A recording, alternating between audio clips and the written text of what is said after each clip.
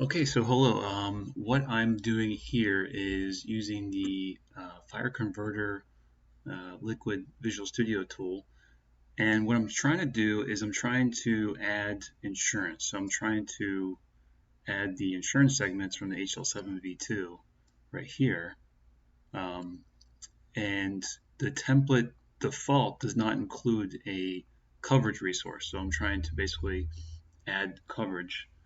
So what I've done so far is I kind of copied one from allergy output from on the covered, sorry, the ADT A01 liquid template, and basically renamed it to coverage, which I probably need to rename a little bit here. I can change that, but I know I understand what this is doing, and I believe this is just including the segment for the identifier that is over here.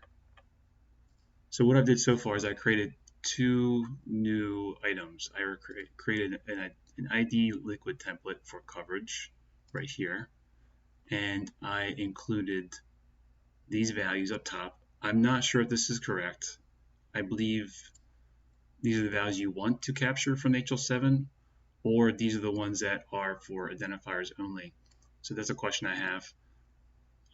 So I created this, and then I also created a resource coverage template.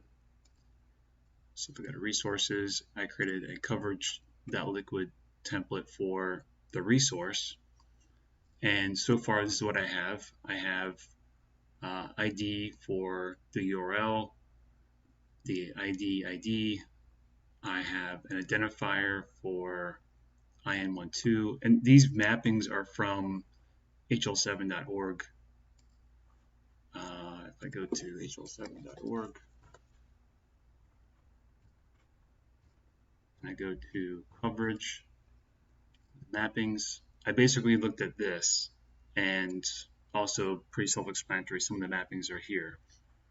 So assuming those are correct, my thinking is that I don't know from the HL7 if it's currently active. I'm going to remove that for now. So I've removed status from the JSON.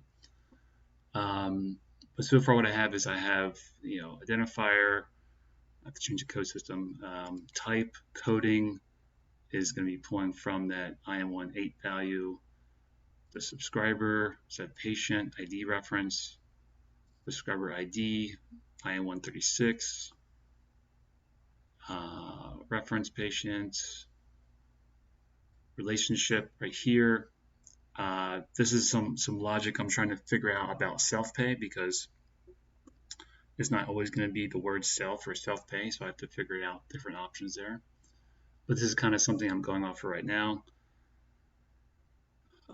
So period, so when the start and end dates are, so I put the IM112 and then I put it format as daytime.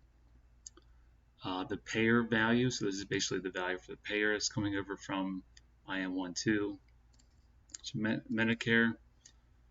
And then for the plan, I'm just grabbing IM1.2 and 4 for the values of the display name and code value. And then for the group, same thing, but IM1.8 and 9 for the code value and description.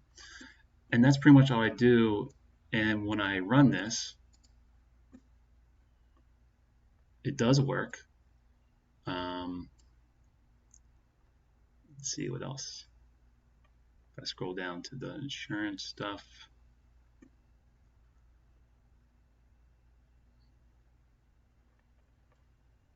Okay. So I have the start here, resource. I have identifier. I believe these are generated. And everything looks good. It looks like it's mapping.